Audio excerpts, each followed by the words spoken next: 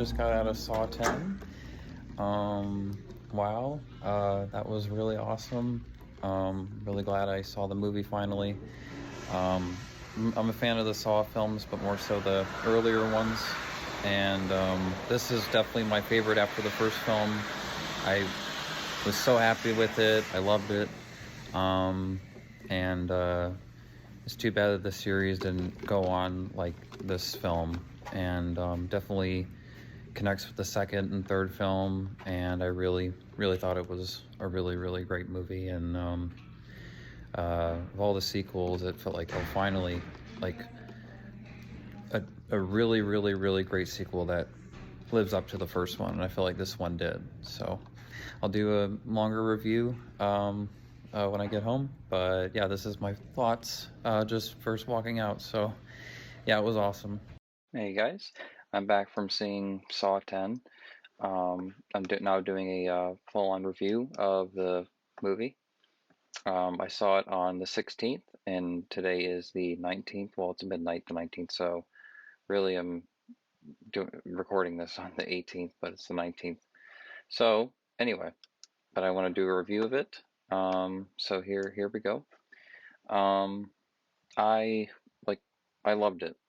I loved it. Um, like the short little video I made when I walked out of the movie, I was like absolutely blown away. I just like couldn't believe how good it was. Because this is a franchise that's basically been around for 20 years, since 2004. Next year is 20 years since Saw. So, um, and I'm a big fan of the first three films. I didn't really quite care for the fourth one and the fifth one. The sixth one, I'm like, oh, oh, okay. And then the seventh one, I'm like, maybe it's got a couple moments in there. And then you get the Jigsaw and Spiral, and it's like, ooh, you know. But then this movie comes out, and it's like, oh my God, this is what the series should have. This is what the Saw franchise should have been. Um, really, instead of like how they went with the sequels, this is the route they should have went. Like, with it being John Kramer's point of view in Saw 10, just completely changed the whole everything. Like, it shows that the sequels kind of focus maybe too much more on they focus maybe too much on the victims, or the characters that are put in the traps, uh, and instead this focuses on the villains more, and the villains story, and like it's like John Kramer's, like, obviously horrible, he's Jigsaw, but then there's like this other side of him that you see that you don't think that you would see, of his character. And you kind of you feel bad a little bit of what he goes through, in the sense of that he was lied to, this like underground, group of like doctors that, like, like everything they're doing is not FDA approved, and they're like, it's like all, shady. And they promise him that, his tumor will go away, and this and that, and they say that, they're like, oh, we're going to fix your tumor, and he thinks that they do, and instead they don't. And then they're just all gone. And it's like, what does he do now? you know he already has been given some, very little time to live, and then this happens to him. um and that was the most intriguing part of the whole movie. The most intense part was his experience, him thinking that he's going to be cured, and then finds out that that it was all, um a lie. So that was just really good. And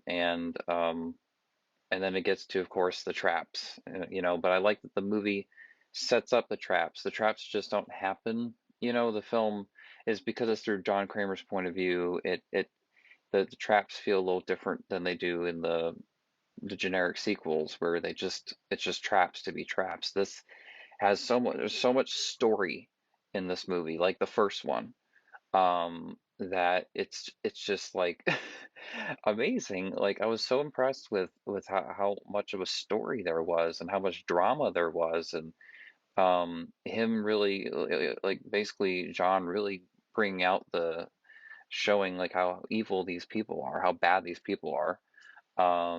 And it was just like moments of like, you don't know what to think, because you feel bad for him, and but like it's like, oh my God, this is like obviously what he's doing is wrong.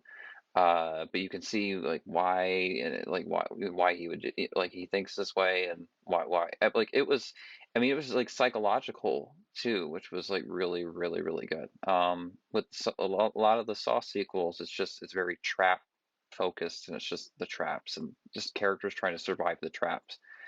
And the sequels have psychological moments, but this film was very psychological. It felt like, especially that it's definitely one of the most gruesome Saw movies, one of the most graphic Saw films. Um, in terms of gore, it was pretty brutal. Um, but I feel like uh, it was all like it didn't feel unnecessary. It just didn't feel like a scene where it was just a trap was just there. It was meant to happen. Like the characters that go through the traps, you get to know their characters prior to that. They're not. It's not just like a scene where they're randomly woken up and then you find out things about them later or whatever. Like you get to know these characters for a while, and the movie's like a solid, hour and 50 something minutes, and so you're given like time more with the characters. It's not just that hour and a half. Like that extra 20 minutes really helped this film. I feel like I'm glad it wasn't hour and a half. I'm glad this was almost 2 hours. It went by like that. It went super quick. um, and I was just impressed, by how well the story was told. I thought the performances were incredible. I thought the acting was so, so, so good for this. I mean, and especially to be a Saw movie, like the acting was so great.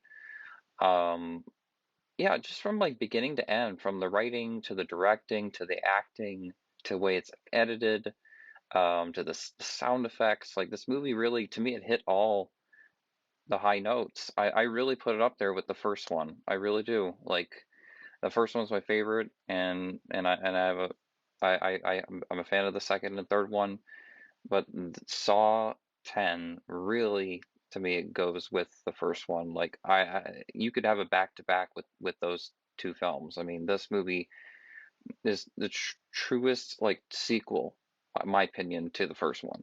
It is the most it's the most faithful to me, of all the sequels. And it was, when I look back at the movie, I don't think so much of the traps. I think of the story. I think of the characters, and um, that whole drama between, him and the people that promised that they would cure his tumor, and fix him.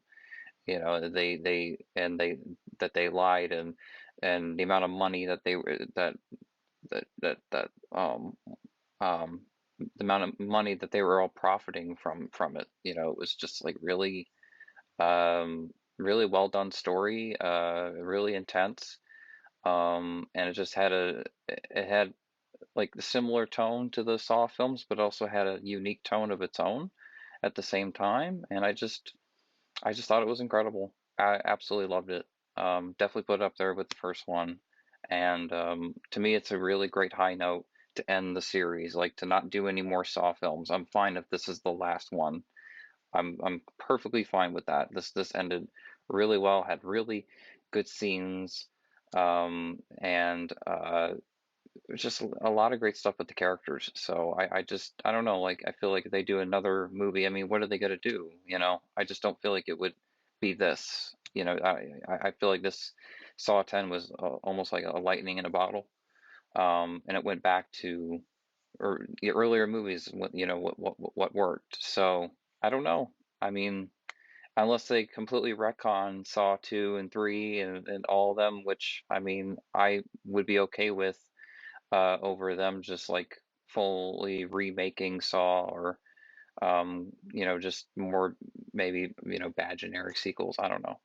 I just, wouldn't mind if they ended here. I feel like this would be a good spot, but we'll see. And I'm really glad I went to see this movie. I'm really glad I saw it in theater. I was the only person in there, I believe. I did not see anyone when I went into that theater, so I think I was the only person, and I'm like, "Oh." So, like, a horror movie, like, Saw 10, and you're the only person in there, it's, like, a little weird, because usually that movie is, like, an audience film. I saw it in the daytime, so it's like going to see a horror movie in the day, you know? Um, but, yeah, it's gonna be on digital, like, tomorrow, I think, or something. So I'm really glad I went to see it in the theater.